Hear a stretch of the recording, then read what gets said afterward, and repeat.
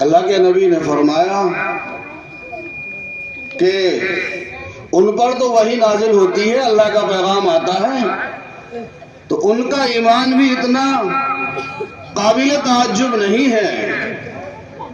اس کے بعد صحابہ نے عرض کیا یا رسول اللہ، سب سے زیادہ قابل تعجب ایمان جو ہے تو پھر وہ ہمارا ہے، یعنی صحابہ کا ہے۔ فرمایا نبی کریم صلی اللہ علیہ وسلم نے کہ تمہارا ایمان بھی اتنا زیادہ قابل تعجب نہیں ہے، تم تو مجھے دیکھ رہے ہو، تمہارے سامنے قرآن کریم نازل ہو رہا ہے، اللہ کے احکام نازل ہو رہے ہیں، تمہارا ایمان بھی اتنا زیادہ قابل تعجب نہیں ہے۔ پھر عرض کیا یا رسول اللہ آپ ہی بتلائیے۔ فرمایا نبی کریم صلی اللہ علیہ وسلم نے کہ سب سے زیادہ قابل تعجب ایمان جو ہے وہ ان لوگوں کا ہوگا جو میرے بعد آئیں گے، یعنی صحابہ کے بعد دنیا میں تشریف لائیں گے، تابعین ہیں، تبع تابعین ہیں، ان کے بعد آنے والے ایمان والے ہیں، جو قیامت تک آنے والے مومنین ہیں، ان کا ایمان قابل تعجب ہوگا۔ وہ ایسے لوگ ہوں گے کہ ان کے پاس اللہ کی کتاب ہوگی، رسول اللہ کا پیغام ہوگا، انہوں نے نہ تو رسول اللہ کو دیکھا ہوگا لیکن قرآن کریم کے اندر جو احکام بیان کیے گئے ہیں اور جو شریعت میں چھوڑ کر کے جا رہا ہوں اس پر وہ عمل کرنے والے ہوں گے۔ تو میرے بھائیوں، آپ اور ہم قابل مبارکباد ہیں کہ اللہ نے ہمیں اور آپ کو یہ ایمان کی دولت عطا فرمائی ہے، اور وہ ایمان عطا فرمایا ہے کہ جس کو رسول کریم صلی اللہ علیہ وسلم نے خود فرمایا ہے کہ یہ قابل تعجب ہوگا ان کا ایمان۔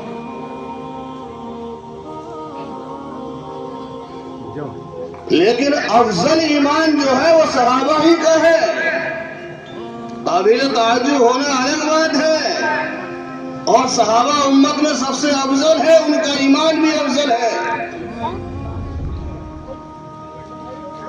قابل تعجب اس لیے کہا گیا ہے کہ بعد کے لوگوں نے نبی کریم صلی اللہ علیہ وسلم کو دیکھا نہیں ہوگا، جو قرآن نے کہہ دیا ہے، جو اللہ کے نبی نے فرما دیا ہے، اس پر وہ ایمان لانے والے ہوں گے۔ تو میرے بھائیوں، یہ جو ایمان ہمیں اور آپ کو عطا ہوا ہے یہ اللہ کی طرف سے بہت بڑا انعام ہے، اس کی ہمیں قدر کرنی چاہیے۔ اللہ تعالی ہم سب کو اس ایمان کی قدردانی کی توفیق عطا فرما دے۔ اور ایمان کے بعد جو نعمت ہے وہ ہے علم دین۔ اللہ نے ایک بندے کو ایمان بھی عطا فرما دیا اور ایمان کے ساتھ ساتھ اس کو دین کا علم بھی عطا فرمایا، دینی تعلیم بھی اس کے پاس موجود ہے، تو یہ بھی اس کے لیے بہت بڑا انعام ہے۔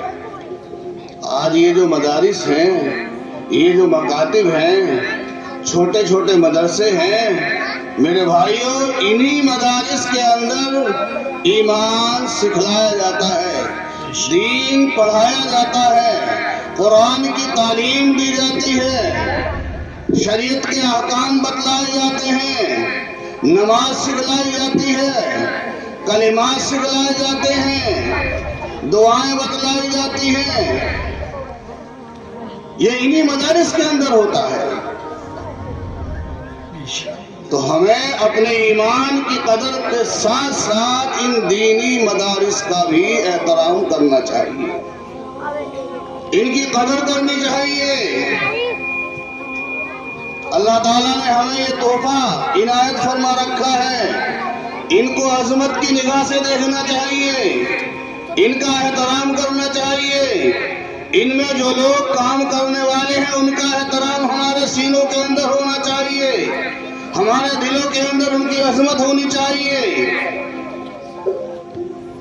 تھوڑا سا اگر کوئی احسان دنیا کے اندر کر دیتا ہے مالی اعتبار سے تو انسان اس کے احسان کے نیچے دبا رہتا ہے. اور یہ جو علماء ہیں، یہ جو قراء ہیں، یہ جو حفاظ ہیں، یہ جو مدرسین ہیں، یہ دینی درسگاہوں کے اندر دینی پیغام سکھلاتے ہیں، اللہ اس کے رسول کی تعلیم اور ہدایات ہمارے بچوں کو بتلاتے ہیں، قرآن پڑھاتے ہیں، نماز سکھلاتے ہیں. ان کا احسان میرے بھائیوں سب سے بڑھ کر ہے.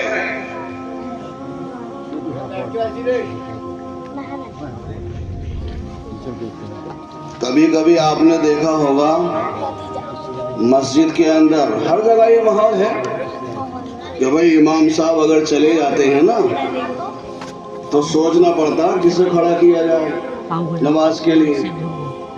ہر آدمی تیار نہیں ہوتا ہے مصلی پر جانے کے لیے. اور اگر مؤذن نہ ہو مسجد کے اندر، وہ کسی ضرورت سے اپنے گھر چلا گیا ہے تو تکبیر پڑھنے کے لیے عام نمازیوں میں سے کوئی آدمی تیار نہیں ہوتا پڑھنے کے لیے. اور بعض مرتبہ ایسا ہوتا ہے کہ حاجی بھی ہیں، 5 وقت کے نمازی بھی ہیں، باشرع بھی ہیں، لیکن اگر تکبیر پڑھوائی جائے نا ان سے تو غلطی کر جاتے ہیں بہت سے لوگ. گاؤں دیہات میں بھی، شہر میں بھی اسی طرح کا ماحول ہے. میں بھی ایک مسجد کے اندر امام ہوں. یہ ایسی باتیں میرے سامنے بھی آتی رہتی ہیں کہ اگر مؤذن نہیں ہے نا تو تکبیر کو پڑھنے کے لیے تیار نہیں ہو، پڑھے گا تو غلط پڑھ جاتا ہے. ایک دن ایسا ہوا کہ ہمارے یہاں مؤذن نہیں تھے، ایک حاجی صاحب ہیں ماشاءاللہ 5 وقت کی نماز بھی پڑھتے ہیں، وہ کرتا ٹوپی داڑھی سب کچھ ہے. تکبیر پڑھنے کے لیے کھڑے ہوئے تو انہوں نے تکبیر غلط پڑھ دی.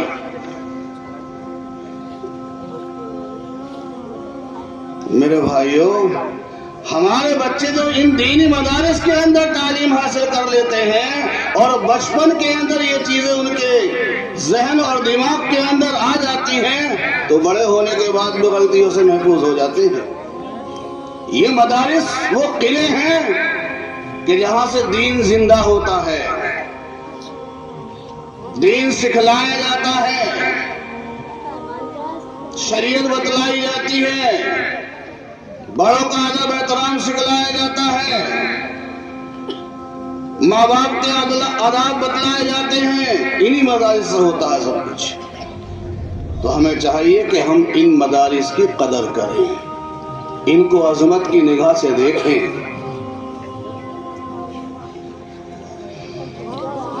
مفتی تقی صاحب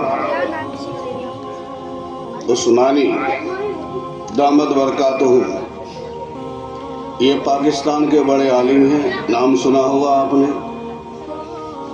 حضرات علماء کرام یہاں موجود ہیں، یہ حضرات تو جانتے ہی ہیں.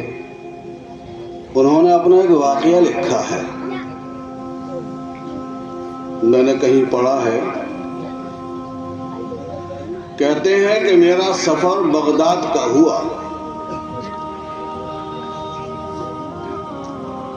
اور وہاں کا جو ماحول ہے ایک وقت میں بالکل دینی رہا ہے. اسلام کا پائے تخت رہا ہے بغداد.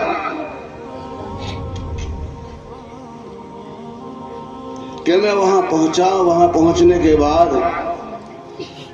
میں نے وہاں کے لوگوں سے رابطہ کیا اور یہ معلوم کیا کہ بھائی یہاں کوئی پرانے زمانے کا کوئی دینی مدرسہ ہو تو مجھے ان کا پتہ بتلا دو، میں وہاں مدرسے میں جانا چاہتا ہوں. تو لوگوں نے بتلایا کہ حضرت یہاں کے جو مدارس تھے اور مکاتب تھے وہ اسکولوں میں اور کالجوں میں تبدیل ہو چکے ہیں. سر جس طرح کا مدرسہ آپ معلوم کرنا چاہ رہے ہیں اور جس طرح کے مکتب کو آپ دیکھنا چاہ رہے ہیں وہ یہاں پر موجود نہیں ہے. دینی تعلیم بھی ہمارے یہاں کالجوں میں ہو جاتی ہے، اسکولوں میں ہو جاتی ہے، اور وہاں کے پڑھانے والے جو ٹیچر ہیں وہ ایسے ہیں، جو ماسٹر ہیں کہ آپ ان کو دیکھیں گے تو یہ نہیں سمجھیں گے کہ بھائی یہ مسلمان ہیں، ان کا لباس ہی الگ ہے۔ یہ تو ہمارے ہاں کا آپ کا ماحول ہے کہ ماشاءاللہ اللہ تعالیٰ نے ایسی وضاقتہ دے رکھی ہے جو دینی وضاقتہ ہے۔ کچھ دیر کے بعد کہتے ہیں کہ مجھے بتلایا گیا کہ حضرت شیخ عبدالقادر جیلانی رحمۃ اللہ علیہ کا جو مزار شریف ہے اس کے برابر میں ایک مسجد ہے اور اس مسجد میں ایک مکتب قائم ہے۔ وہاں جو صاحب کام کرتے ہیں ان سے آپ ملاقات کر لیجیے۔ حضرت مولانا فرماتے ہیں کہ میں وہاں گیا اور وہاں جانے کے بعد میں نے دیکھا کہ ایک اللہ والے جو ہیں بچوں کو تعلیم دے رہے ہیں، قرآن پڑھا رہے ہیں، چٹائیاں ٹاٹ بچھا ہوا ہے اور زمین پر بیٹھے ہوئے ہیں۔ اس طرح ہمارے ہاں ماحول ہے، مدرسوں میں ہوتا ہے۔ کہتے ہیں کہ میری طبیعت ان کو دیکھ کر کے بہت خوش ہوئی۔ میں نے ان سے سلام کیا اور ان سے ملاقات کی۔ انہوں نے جواب دیا اور یہ معلوم کیا کہ آپ کہاں سے تشریف لائے ہیں۔ حضرت فرماتے ہیں کہ میں نے بتلایا کہ بھائی میں پاکستان سے آیا ہوں اور وہاں کا رہنے والا ہوں۔ تو کہنے لگے آپ کے ہاں مدرسے بھی ہیں؟ کہ ہاں، مدرسوں میں دینی تعلیم ہوتی ہے۔ کیا پڑھایا جاتا ہے؟ قرآن پڑھایا جاتا ہے، حدیث پڑھائی جاتی ہے۔ اور کہتے ہیں کہ میں نے بتلایا کہ فلاں فلاں کتابیں وہاں پڑھائی جاتی ہیں حدیث پاک کی۔ جب اتنی بات میں نے کہی تو وہ اللہ والے رونے لگے زاروں قطار اور خوب روئے۔ کہنے لگے ایک وقت یہاں تھا، ہمارے یہاں یہ کتابیں پڑھائی جاتی تھی، دین سکھلایا جاتا تھا، اور یہ وہ کتابیں ہیں کہ آج ہم ان کا نام اپنے کانوں سے سننے کے لیے ترس گئے ہیں۔ آج ہمارے پاس یہ کتابیں موجود نہیں ہیں۔ تو انہوں نے ایک پیغام دیا۔ وہ پیغام کیا تھا؟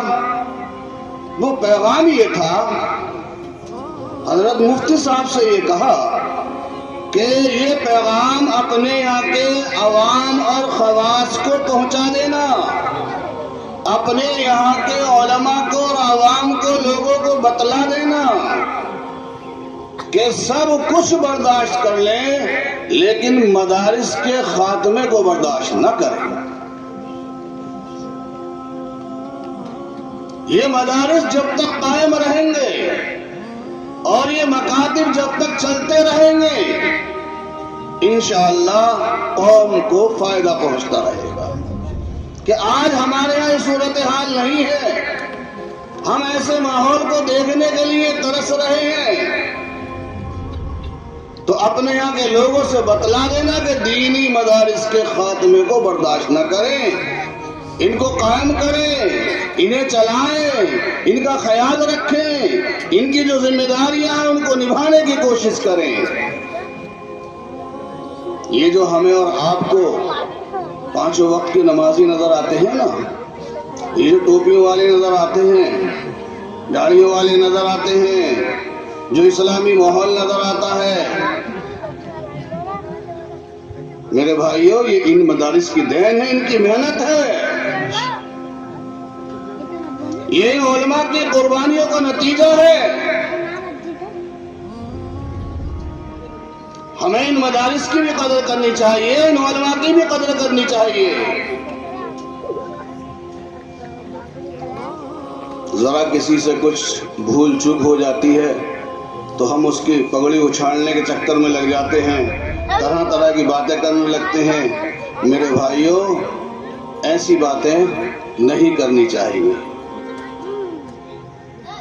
ان کا ہمیں احسان مند ہو کر کے رہنا چاہیے کہ ایسے ماحول میں رہ کر کے، یہ تکلیفیں برداشت کر کے مشقتیں اٹھا کر کے، دن رات کی قربانیاں دے کر کے ہمارے بچوں کو دین سکھلاتے ہیں۔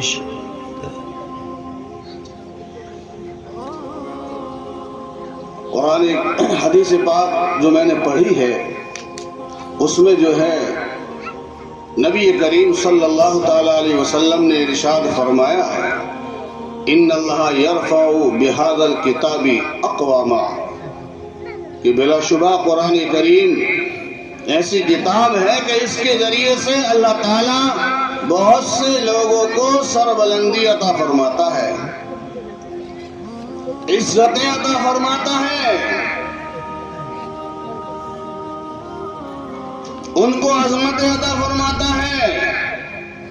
اور یہ بات حقیقت ہے، اگر آج ہم قرآن کریم سے وابستہ ہو جائیں،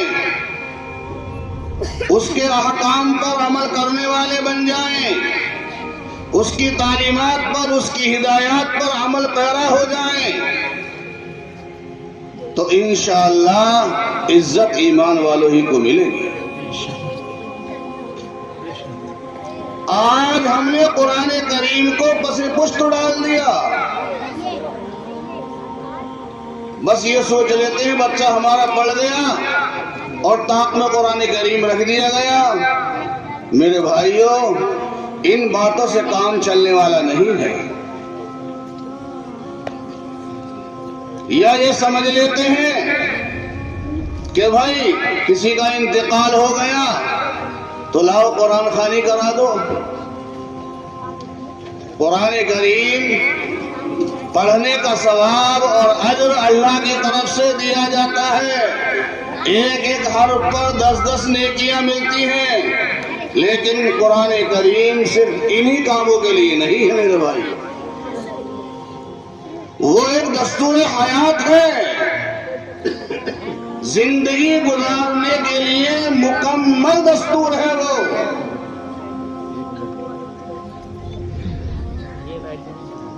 ہمیں اپنے دن و رات کس طرح گزارنے ہیں، ہمیں تجارت کس طرح کرنی ہے، معاملات کس طرح کرنے ہیں، ہمارے اخلاق کیسے ہونے چاہیے، ہماری عبادات کیسے ہونی چاہیے، قرآن کریم بتلاتا ہے۔ اور یہ سب ان مدارس کے اندر سکھلایا جاتا ہے۔ اور جن لوگوں نے قرآن کریم کی قدر کی، اس کو عظمت کی نگاہ سے دیکھا، عزت کی نگاہ سے دیکھا، اس کا احترام کیا، ان کو اللہ تعالیٰ نے عزتیں بھی عطا فرمائی، عظمتیں بھی عطا فرمائی، اور آج بھی ان کا نام زندہ ہے اور قیامت تک زندہ رہے گا۔ ان اللہ یرفع بہذا الکتاب اقواما، قرآن ایسی کتاب ہے کہ اس کے ذریعے سے اللہ تعالیٰ بہت سے لوگوں کو عزتیں اور عظمتیں عطا فرماتا ہے۔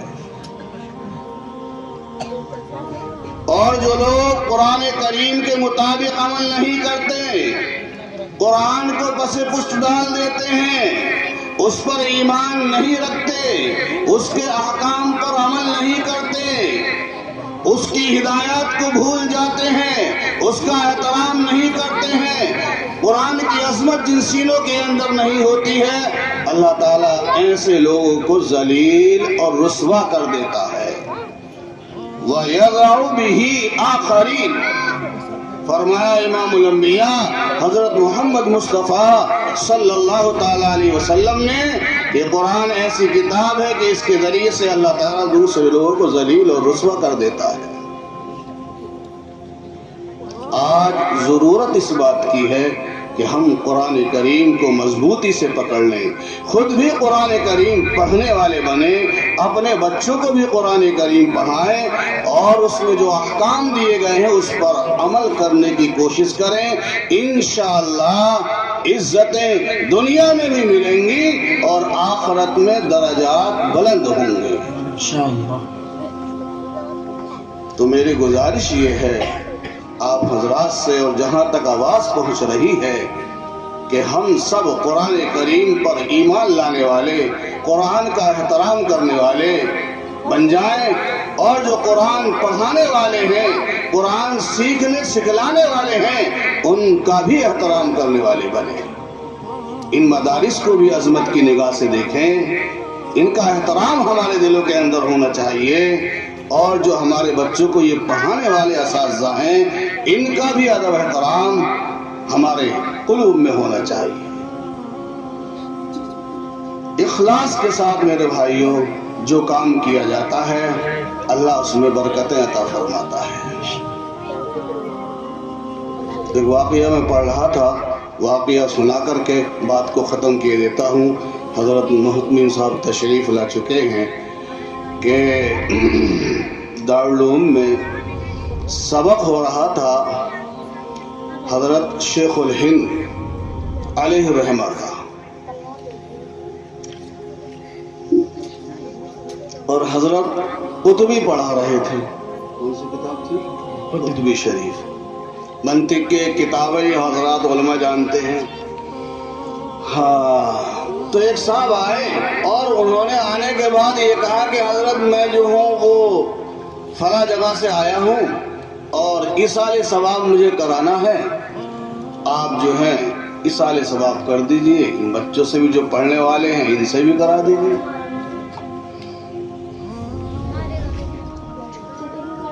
تو حضرت شیخ الہند علیہ الرحمہ نے فرمایا، بچوں سے کہا کہ بچوں آپ نے جو یہ سبق پڑھا ہے اور اس گھنٹے میں جو سبق قطبی کا ہوا ہے، تم ان کے مردے کو یا جس کے لیے کرانا چاہتے ہیں ایصال ثواب کر دو جو سبق پڑھایا گیا ہے۔